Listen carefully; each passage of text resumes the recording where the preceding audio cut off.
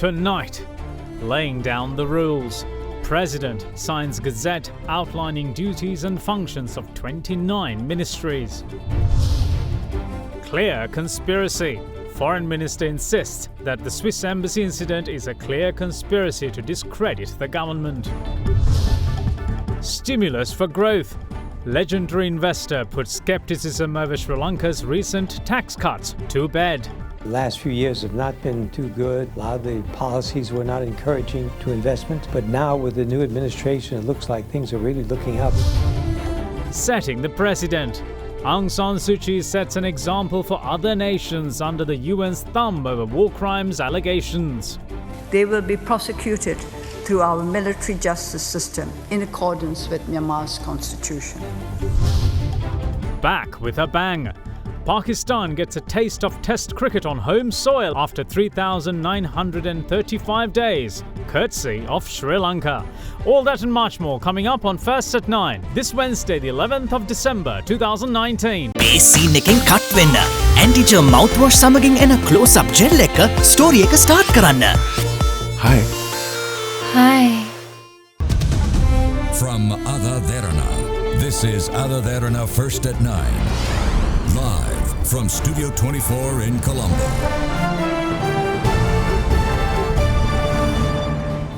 Good evening and welcome to First at 9. I'm Dhammika Ekanaika. Let's start with your local stories.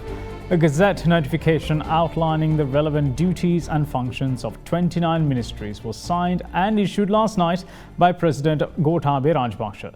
The Gazette includes functions of not only the ministries but also departments, public corporations and statutory bodies under the purview of 17 ministers and the Prime Minister. Notable under the new changes was the gazetting of the Sri Lanka Police under the Ministry of Defence, with Prime Minister Mahinda Rajapaksa getting the lion's share of state institutions under his umbrella of responsibilities. President Gotabaya Rajapaksa last night signed a gazette defining the number of ministers and ministries, duties, functions, departments, public corporations and statutory bodies under the relevant ministers. A total of 31 state institutions were gazetted under the Ministry of Defence, in addition to the Tri-Forces, including the Sri Lanka Police Department, the Department of Immigration and Emigration, the Department of Registration of Persons, the Telecommunications Regulatory Commission, the National Council for Disaster Management, the Department of Meteorology and the National Building Research Organisation. With the reorganisation, Prime Minister Mahinda Rajapaksa received a massive 88 state institutions under his area of responsibility. Henceforth, departments coming under the Prime Minister's portfolio of the Ministry of Finance, Economic and Policy Development are the Treasury, Inland Revenue, Customs and Excise, the Central Bank, Sri Lanka Insurance Corporation, National Lotteries Board, Development Lotteries Board, Securities and Exchange Commission and all state banking institutions. In addition, under the Prime Minister's Buddha Sasana Cultural and Religious Affairs portfolio, the Department of Buddhist Affairs, Hindu Religious Affairs, Christian Religious Affairs and Muslim Religious Affairs have been gazetted under a single ministry. Further, a total of 17 departments have been placed under the Prime Minister's Urban Development, Water Supply and Housing Facilities Ministry. Minister of Information and Communication Technology, Higher Education, Technology and Innovation Bandula Gunawardena has been gazetted with a total of 44 institutions and departments under his portfolio. These include Sri Lanka Telecom, the Department of Government Information, Sri Lanka Broadcasting Corporation, Sri Lanka Rupawahini Corporation, Associated Newspapers of Ceylon Limited, the Department of Posts, Department of Government Printers and all universities. Meanwhile, Minister of Mahaveli, Agriculture, Irrigation and Rural Development, Internal Trade, Food Security and Consumer Welfare and State Minister of Defence, Chamal Rajapaksa, received 37 state institutions and departments under his portfolio. In addition, Minister of Justice, Human Rights and Legal Reforms Nimal Siripal de Silva received 20 departments. Minister of Community Empowerment and Estate Infrastructure Development Arumugam Thondaman received 6 departments. Minister of Foreign Relations, Skills Development, Employment and Labour Relations received 25 departments.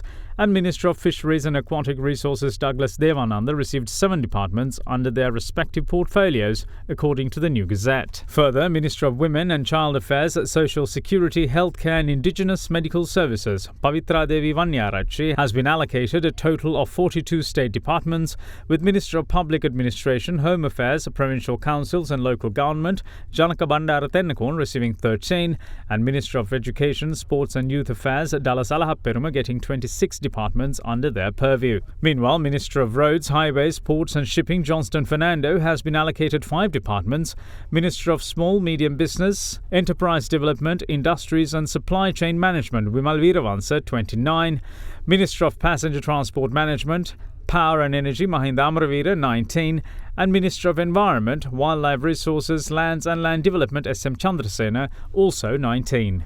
Minister of Plantation Industries and Export Agriculture, Ramesh Patirana, received 28 departments, while Minister of Industrial Export, Investment Promotion, Tourism and Civil Aviation, Prasanna Ranatunga, receiving 9 under his portfolio, which also includes overview of the national carrier. Further, departments falling under the purview of Cabinet and State Ministers are to be gazetted as well in the near future. Gel scene action. Anti-germ mouthwash සමගින් එන close-up gel එක story එක start කරන්න. Now moving on with other stories, Minister Mahinda Amaravira is confident that the local Swiss embassy staffer's alleged abduction saga is a complete fabrication. Now, speaking to media last evening, the minister said that what's left to be done is to ascertain the motive and the characters behind the drama staged, as he said, to inconvenience the government. His views came following a party leaders' meeting yesterday. A meeting of party leaders of the government was held last evening at the Temple Trees under the patronage of President Gotabaya Rajapaksa and Prime Minister Mahinda Rajapaksa. The meeting got underway at 6 p.m. and lasted for around 2 hours. ඔව් සාකච්ඡා කරා. ඒක සම්පූර්ණ ගෙතු කතන්දරයක් බව අපිට දැන්ටමත් ඔප්පු වෙලා තිබෙනවා. කුමන්ත්‍රණයක් දැන්ට තියෙන්නේ අපිට මේ කුමන්ත්‍රණකරුවන් මේක පිටුපස්සේ ඉන්නේ කවුද කියන එක සොයාගන්න විතරයි. නැත්තම් සිද්ධිය සම්පූර්ණ ගෙතු දෙයක් කියන එක අපිට තමත් පැහැදිලිව. අපි රාජපක්ෂ මැතිතුමාගේ මොකක්ද අදහස සම්බන්ධව? එතුමාගේ අදහස ඒකම තමයි. ඉතින් මේ වගේ දෙයක් කරන්න හේතුව පිළිබඳව තමයි දැන් අපිට සොයා බලන්න වෙලා තියෙන්නේ. මේක සම්පූර්ණ බොරුවක් කියන එක තහවුරු වෙලා තියෙනවා. මේ වගේ බොරුවක් ගොතන්න හේතුව කුමක්ද සහ ඒකට අනුබල දුන්නු සහයෝගය දුන්නු කට්ටිය කවුද කියන එක විමසීම තමයි. මේ රාජ්‍ය අපහසුතාවයට පත් කරන්න සැලසුම් සහගතව ක්‍රියාත්මක කරපු දෙයක්. පුළුවන්. ඔක්කොද. සාක්ෂි තියෙනවා. ස්ථානාධිපති කාර්යාලයේ කාන්තාවක් පැහැර ගැනීම සම්බන්ධව සාකච්ඡා කරනවා කියන්නේ මේ කාගේ වැඩක්ද? දැන් TID එක හොයාගෙන යනවා. හැබැයි මේක අතාරින්නෙත් නෑ අපි. දැන් ආණ්ඩුව අය කියන මේක රාජ්‍ය සේනාරත්න මහත්තයාගේ පාර්ලිගේ වැඩක් කියලා. පාර්ලිට බැරි වැඩක් නෙමෙයි. හැබැයි මිනිහා කරන්න බැරි විනියෙන් නෙමෙයි. රාජිතයි පාර්ලිය එකතු වුණොත් ඔයිට වඩා වැඩ කරයි. අපි දෙන්න ගැනම බලාගෙන ඉන්නේ. දැන් රනිල් වික්‍රමසිංහ මහත්තයා ඊයේ ප්‍රකාශ කරලා තියෙනවා ඒක එක්සත් ජාතික පෙරමුණ 13 බලය ගන්න බලනවා කියලා. නැවත බලය ගත්තොත් MCC කිවිසුන් අත්සන් කරන්න හම්බ වෙන්නේ. මේ ආණ්ඩුවත් තියෙත්. මේ රටේ දීපල ඉඩම් මේ රටේ බලය උන්ට පවරනවාද අපි කවදාවත්? එදාට මම මේ ආණ්ඩුවේ ඉන්නේ. මම හිතන්නේ ගෝඨාභය මහත්තයා ඉන්නෙත් නැහැ. මහින්ද මහත්තයා ඉන්නෙත් නැහැ. ඒ කරන්නේ රනිල් ඩොලර් මිලියන 480ක්. කියලා මිනිහා ඒක ගැන කොච්චර හිතුවද? ඔය ඩොලර් මිලියන් රුපියල් 480කට අපි ධන ගන්නවද? ඒ කොමිෂම. ඒක අපි කරන්න යන්නේ දැන් මෛත්‍රීපාල මහත්තයා පත් කළා තියෙනවනේ එක. ඒක තව දීර්ඝ කළා ඒකෙම යන්න හදන. සියලුම වංචා දූෂණ වෙලා ඒවා නීතිපතිරයන් දැන්ටම ෆයිල් 60ක් යවලා තියෙනවා. ජුන් මහේන්ද්‍රව ගන්න මොකක්ද? ඒක තමයි ලොකුම අභියෝග. උස්සගෙන එන්න ඉඩ තියෙනවා KP වගේ. දරුවාගේ අස්ථි ප්‍රතිශක්තිකරණ පද්ධතිය සහ මානසික ක්‍රියා නිසි පරිදි පවත්වාගෙන යාමට දායක වන කැල්සියම්, විටමින් C සහ යකඩ අඩංගු මයිලෝ සමගින් පෝෂණයෙන් ඉදිරියට. ඕනෑම ප්‍රමාණයක TV සඳහා 50% දක්වා වට්ටම්. දිවයින පුරා Softlogic සහ Softlogic Max ප්‍රදර්ශනාගාරවලින්. Now, in the meantime, Minister of Foreign Affairs Dinesh Gunawardena also says that the incident relating to the alleged Swiss embassy abduction is clearly part of a campaign to discredit the government and place it in a difficult position internationally. He added that investigations so far have shown that the verbal statement given by the alleged victim proves that the initial account provided by the Swiss ambassador is flawed, adding further weight to this conclusion. Minister of Foreign Affairs Dinesh Gunawardena and State Minister for International Cooperation Susil Premajayantha visited the temple of the Sacred Tooth Relic in Kandy, where they engaged in religious observances before meeting with the chief prelates of the Askiri and Malwata chapters. Following the meeting, Minister Gunawardena spoke to media, where he revealed the government's stance on the recent Swiss embassy abduction fiasco. ස්විස්වර්ලන්ත ආනාපති කාර්යාලයේ පරීක්ෂණය බොහෝ විට අවසන් කිරීමට පොලිසියේ මූලිකව කටයුතු කර තිබෙනවා. අපට කියපු කරුණු බොහොමයක් කට උත්තරය ගැනීමෙන් කරන ලද පරීක්ෂණ වලින් රාජ්‍යයට ලැබී තිබෙන උපදෙස් අනුව මුලින් කියපු කාරණා පදනම බොහෝ සෙයින් වැරදි. වැරදි දෙයක් කියමින් රටක් ආందోලනට කලබලයට හා අපහසුතාවයට රජයක් පත් කිරීම සඳහා උත්සාහයක් තිබුණු බව ඉතාම පැහැදිලි වෙනවා මේ අනුව. මොකද මේ කලබලේ ප්‍රචාරකයෝ උනේ ජනතාව පරාජයට පත් කර ගෙදර යවූ පිරිසයි. රජයේ අපහසුතාවයට පත් කිරීමේ කුමන්ත්‍රණ ස්වභාවයක් තිබෙනවා. ඒ ගැන අපි රජයේ සෙවන්ට ඕන නිසායි පොලිසිය පිළිබඳ කටයුතු කරමින් සිටිනවා. Now, Archbishop of Colombo, His Eminence Malcolm Cardinal Ranjit pays tribute to the efforts of the armed forces in creating an environment of safety and respect for all. Speaking at the annual Army Christmas Carol service, the Cardinal also called on the combined armed forces to wear the mantle of protectors of human life with pride and not leave room for any misguided forces to snatch away human lives anymore. The annual Army Christmas Carol service was held last evening at the Nelumpokon Auditorium with the participation of Archbishop of Colombo, His Eminence Malcolm Cardinal Ranjit. Child is a king, a carol a sing. ඔබ හමුදාවේ නිලධාරී මහත්වරුන් සහ නෝනාවරුන් ලෙස ඔබ කරන්නේ ඔබගේ සේවය තුලින් මනුස්ස ජීවිතය ආරක්ෂා කිරීමට කැපවීම. ඔබ සටන් වදින්නේ සමහර අවස්ථාවලදී වැරදි දේ කරන අයගෙන් හොඳ අයව ආරක්ෂා කරන්නට ඒ ජීවිත පූජාවෙන් ඔබ කරන්නේ ජීවිතය ආරක්ෂා කිරීමේ අරගලයක යෙදීමයි. ඒ නිසා මේ අවස්ථාවේදී අපි ඔබට ස්තුතිවන්ත වෙනවා. විශේෂයෙන්ම මේ රට තුල සෑම මිනිසෙකුටම ආත්ම ගෞරවයෙන් යුතුව ජීවත් වන්නට අවශ්‍ය පරිසරයක් සකස් කර දෙන්නට යුද්ධ හමුදාව විසින් සහ අනිකුත් හමුදාවන් විසින් කරන ලද නොයෙකුත් පරිත්‍යාගයන් ගැන අපි මේ අවස්ථාවේදී උපහාරාත්මකව අපි ඒ අයට ස්තුතිවන්ත වෙනවා. මේ අවුරුද්දේ පාස්කු ඉරිදා අපේ මිනිසුන්ගේ ජීවිත සෑහෙන ප්‍රමාණයක් අපරාධේ නිස්කලංකේ නැති වී ගියා. ඒ නොමග ගිය පිරිසකගේ හිතුවක්කාර වැඩ කටයුත්තක් නිසා. ඒ නිසා ජීවිතය ආරක්ෂා කරන්නට අපි කැප වෙන්නට ඕනේ. ඒ නිසා මේ සඳහා අපිට ඕනෑම පරිත්‍යාගයක් කරන්නට අපි සූදානම් වෙන්නට ඕනේ. ජීවිතය උදුරා ගැනීමට, ජීවිතය නැති කිරීමට, මනුෂ්‍ය වර්ගයා පාගා දමන්නට කිසිම බලවේගයකට අපි ඊට නොදිය යුතුයි. UNP MP Ranjit Bandara says that the party has decided to contest the upcoming general election as part of a comprehensive coalition. He made these comments following a meeting of the special committee appointed by United National Party leader Ranil Wickremesinghe to study and make representations in the lead-up to next year's polls. The special committee appointed by United National Party leader Ranil Wickremesinghe to look into the party leadership issue and the forthcoming general elections next year met at the party's Sirikota headquarters. The committee consists of MPs Lakshman Kiriyalla, Ranjit Bandara, Malik Samaravikrama, Vajirabe Vardhana, Professor Ashu Marasinghe and Talata Atukorala. එක්සත් ජාතික පක්ෂයේ සමගිය ආරක්ෂා කරලා අපි ඉදිරියට යනවා. සියලු දෙනාම අත්වල වැද ගන්නවා. කිසි අරුබුදයක් නැහැ. සාකච්ඡා සාර්ථකයි. මහමැතිවරණ එක්සත් ජාතික පක්ෂය ජයග්‍රහණය කරන්න අපි යනවා පුළුල් සන්දානයකින්. දැන් ඊයේ රනිල් මැතිතුමා කියන්නේ උඩ මගේ ප්ලෑන් එකට වැඩ කරා නම් මෙතන නෙවෙයි කරේ ඉන්නේ කියලා. සියලු දෙනාගේ ප්ලෑන් එකට වැඩ කරන්න ඕනේ. එක්සත් ජාතික පක්ෂයේ ප්ලෑන් එකට තමයි වැඩ කරන්නේ. ඒක එතුමා කියන්නේ එතුමාගේ ප්ලෑන් එකට කවුරුත් එකතුුන්නේ නැහැ කියලා. ඒක එතුමාගෙන් අහන්න ඕනේ. මගෙන් අහලා වැඩක් නැහැ. විපක්ෂ නායක ධූරය සම්බන්ධව මොකද කියන්නේ? මේක දැන් විහිළුවක් කියලා කියන බොරුවක් කියලා. දැන් විපක්ෂ නායක ධූරය දීලා තියෙන එක වෙනසක් වෙන්නේ නැහැ. ගහපු ලියුමේ පොඩි ප්‍රශ්නයක් තියෙනවා එච්චරයි. Following the meeting, a media briefing was held by MP Vajirabe Vardhana.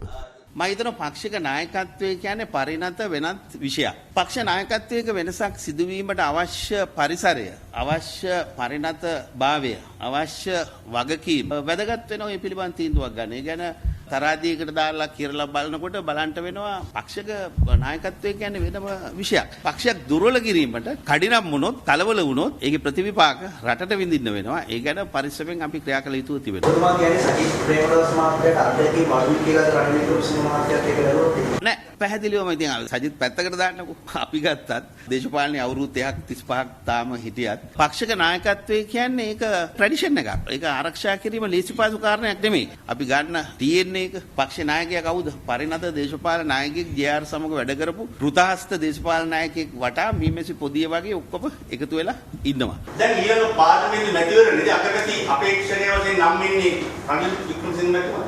අපි විපක්ෂ නායක හැටියට සජිත් ප්‍රේමදාස මැතිතුමා දැන් නම් කරලා තිබෙනවා. ඒතකොට විපක්ෂ නායකයා හැටියට පාර්ලිමේන්තුවේ එතුමා ඉන්නවා නම් එතුමා අග්‍රාමාත්‍ය අපේක්ෂකයා හැටියට ඉදිරිපත් වී යුතුව තිබෙනවා. එතුමා අග්‍රාමාත්‍ය අපේක්ෂකයා හැටියට ඉදිරිපත් වීමේදී මම හිතනවා අනිත් සියලු දේශපාලන පක්ෂවල එකඟතාවය සහ අනිත් සිවිල් සංවිධාන සියලු දෙනාගේ එකඟතාවය මත පාර්ලිමේන්තු මැතිවරණය මෙහිවීමට හැකි වුණොත් අන්න අපිට 113 ඉක්මවලා ජයග්‍රහණය සඳහා ගමන් කරන්න පුළුවන්කම තියෙනවා. ජාතික පක්ෂ පාක්ෂිකයන් තුළ දැඩි මතයක් තියෙනවා මේ මංගල සමරවීර මහත්මයාගේ ක්‍රියාකලාපයේ විශේෂම උදාහරණ සම්බන්ධව NCC ලියුම මේ වගේ දේවල් විශේෂම පසුපිට මන්ත්‍රීවරු කියන මෙවැනි පිරිස් වලට නැවත එක්සත් ජාතික පක්ෂයේ නාම යෝජනා දෙන්න එපා කියන කාරණා මේ සම්බන්ධව එක්සත් ජාතික පක්ෂ සාකච්ඡාවක් වෙනවා. ඒ පිළිබඳව පක්ෂයේ ප්‍රධානීන් මං හිතන්නේ මැතිවරණයට කලින් සාකච්ඡා කරයි. ඉතින් මම විශේෂයෙන්ම බෞද්ධ ආගමට වෙච්ච ඒ හානිය ඒ අගතිය පිළිබඳව කනගාටු වෙනවා සමාව භජනය කරනවා පමණක් නෙමෙයි එය හෙලා දකිනවා.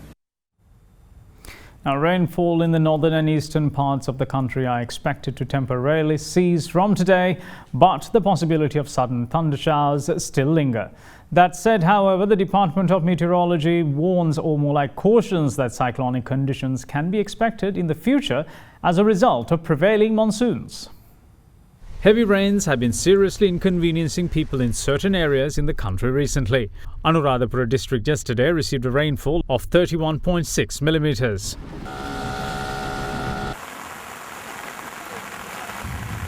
In the meantime, Polonnaruwa district experienced a rainfall of 37.6 millimetres. Due to heavy deluge, paddy fields in the village of Pamburana of Madirgiri Divisional Secretariat were destroyed as the Kahabilya broke its banks.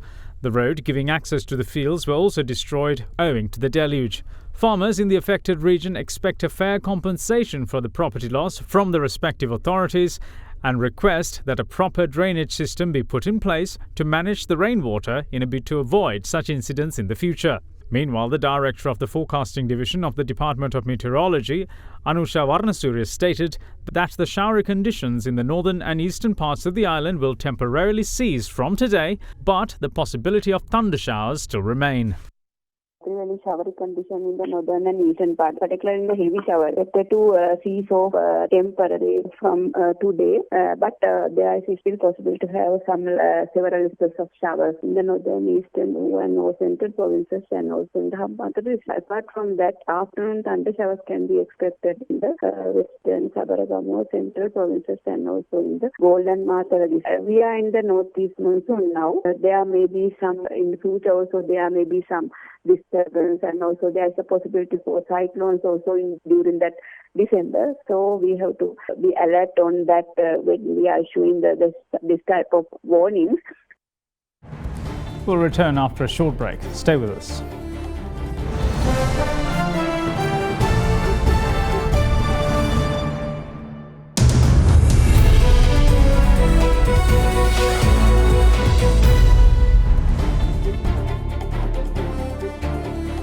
Welcome back. You're watching First at 9. Now, legendary investor Dr. Mark Mobius brushes aside skepticism surrounding the tax cuts brought into effect by the government, pointing to the rapid growth of emerging markets, amongst other factors, which will make Sri Lanka's relief package work.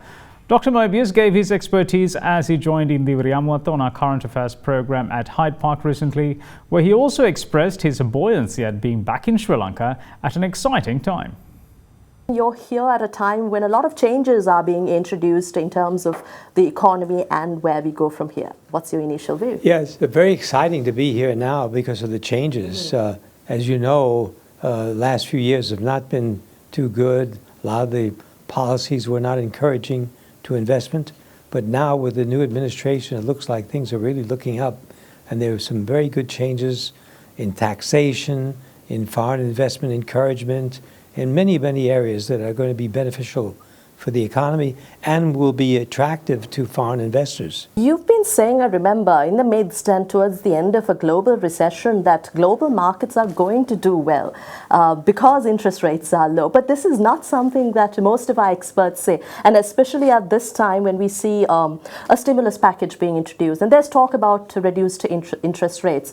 But a lot of experts are of the view that this might backfire. How would you say that low interest rates will actually support markets? You must remember that in the case of Europe and increasingly in the US, rates are moving down pretty rapidly. In fact, in Europe, you have negative rates for the euro and for many of the other economies. So you have a negative rate environment, which is not very conducive to companies investing, because people begin to wonder, what is the value of our investment? How we evaluate these different investments with a negative rate. The situation for emerging markets, however, is that with these lower and lower rates globally, these emerging countries that have high debts with high interest rates will benefit because rates will come down. It will be easier for them to refinance their current debts and to raise more money at very low rates. So this is a very important factor when we look at the global economy, and particularly for emerging markets. The other factor is that we must remember that emerging markets still are growing at double the rate of the developed countries. So you have, even with a slowdown in India, you have at least 5% or 6% growth. In China, you still have 5, 6, 7% growth. And you must remember that in the case of China, some people say, well, look, they were growing at 10%. Now it's only, let's say, 5%. But 10% in 2010, in dollar terms, was smaller than 5% today. In other words, the base of the Chinese economy is much larger.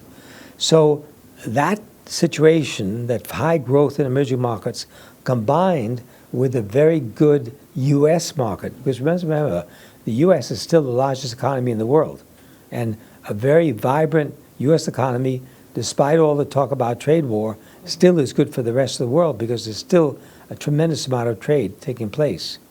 And you know the latest numbers for the U.S. economy have been very good. The only, you would say, fly in the ointment, so to speak, is if the political situation in America changes.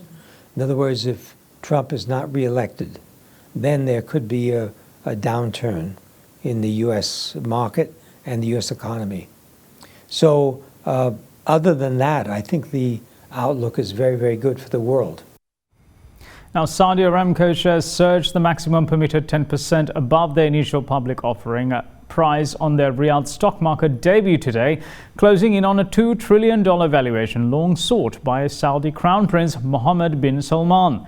Now, the shares leapt to 35.2 Riyal each, up from the IPO price of 32 Riyals and at the daily limit of price moves allowed by the Tadawul exchange.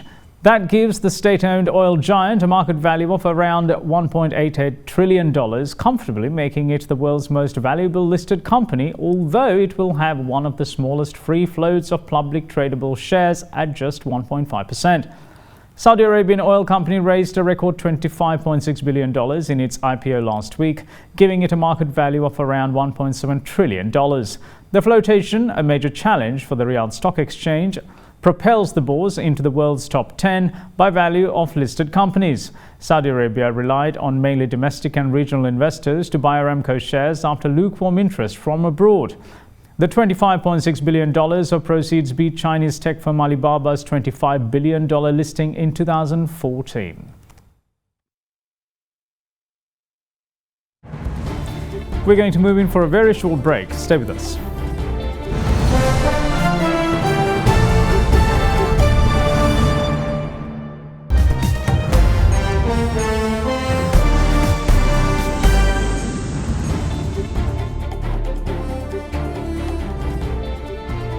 Welcome back. This is First at 9. Now, Myanmar leader Aung San Suu Kyi says the case brought against her country at the World Court is incomplete and misleading as she began her defense today to accusations of genocide against Rohingya Muslim minority. The Nobel Peace Laureate, speaking during 3 days of hearings at the International Court of Justice, challenged allegations in a lawsuit brought by Gambia last month, accusing Myanmar of violating the 1948 Genocide Convention. Now, Suu Kyi, who was once feted in the West as a heroine of democracy, spoke at the courtroom in The Hague in defense of the actions of the Myanmar military, which she said did not constitute genocide. Regrettably, the Gambia has placed before the court an incomplete and misleading factual picture of the situation in Rakhine State in Myanmar. Yet, it is of the utmost importance that the court assess the situation obtaining on the ground in Rakhine dispassionately and accurately. Surely, under the circumstances, genocidal intent cannot be the only hypothesis. Under its 2008 constitution, Myanmar has a military justice system. Criminal cases against soldiers or officers for possible war crimes committed in Rakhine must be investigated and prosecuted by that system. If war crimes have been committed by members of Myanmar's defense services, they will be prosecuted through our military justice system in accordance with Myanmar's constitution. 6 people, including 1 police officer and 2 suspected gunmen, were killed in a shootout around a grocery store in New Jersey of the US last afternoon, prompting a security lockdown of the schools in the area. 5 people, including 3 civilian victims and 2 suspects, died inside the store, and police detective also died in an exchange of gunfire. Police chief of New Jersey stated that he believes that the dead were all struck by gunfire from the suspects, who arrived at the scene in a U-Haul truck and held police at bay around the store for hours in a deadly standoff. A motive for the incident has not yet been ascertained. Authorities say they do not believe it was a terror attack. All schools in Jersey City, which faces Manhattan across the Hudson River, were placed on lockdown, which was lifted later. And that's it from all of us here at First at 9. Thanks for watching. Bye-bye.